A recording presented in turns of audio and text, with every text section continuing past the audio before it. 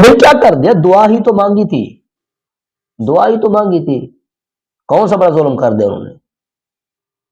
بتائیں ذرا، دعا ہی مانگی ہے بابا، اور کچھ نہیں کیا انہوں نے۔ اب لوگوں کے نظریات مجھے سمجھ نہیں آتے، وہ پتہ نہیں کیا چاہتے ہیں، وہ بیٹھے ہوتے اس طاقت کے اندر، کوئی ایسا معاملہ ہو، اس طرح کا حادثاتی معاملہ ہو، اور ہم زبانیں کھولیں، انٹرنیٹ کا دور ہے، چینل بنائیں اور خوب پیسے کمائیں، وہ تو اس طاقت میں بیٹھے ہیں۔ کوئی کہتا ہے جی وہ مولانا طارق جمیل صاحب مشرک ہو گئے، کوئی کہتا ہے جی بدعتی ہو گئے، کوئی کہتا ہے جی کل تک تو آپ اسے بدعت کہتے تھے، آج یہ ٹھیک کیسے ہو گئی؟ بس اعتراض کرنے آتے ہیں، اتحاد امت کوئی شے ہی نہیں ہے یار، فتوے لگانے آتے ہیں۔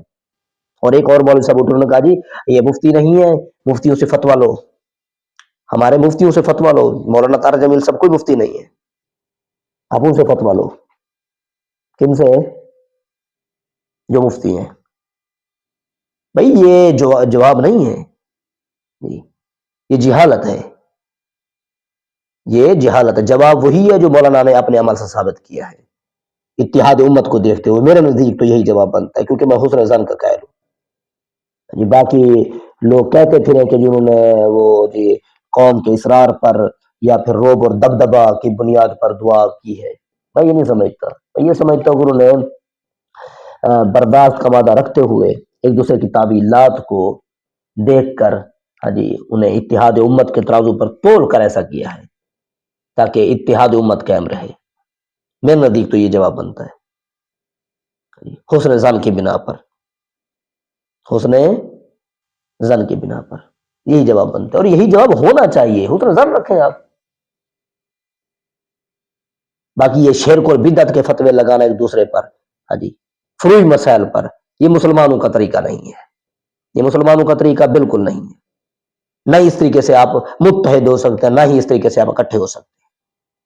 بلکہ میں نے تو ایک جگہ محفل کے اندر یہ سرعام کہہ دیا ہے، بھئی اگر اتحاد امت ہی جو میرے نزدیک میرے دل کے اندر موجود ہے، اگر اتحاد امت ہی ان کے ذہن کے اندر موجود تھا تو آفرین صد آفرین۔ مسئلہ پیش کرتا ہوں انہیں، اتنے بڑے مجمع کے اندر انہوں نے حق پرست ہونے کا ثبوت دے دیا، اتنے بڑے مجمع کے اندر حق پرست ہونے کا ثبوت دے دیا، کوئی گناہ نہیں کیا، کوئی کفر نہیں کیا، بلکہ جو مسالک تھے بین المسالک ہم آہنگی کو فروغ دینا چاہے انہوں نے اتحاد کو قائم کرنے کی کوشش کی ہے، اگر کوئی سمجھے تو۔ باقی کوئی فتوی لگاتا پھرے، کون کسی کی زبان بند کر سکتا ہے؟ کوئی نہیں کر سکتا۔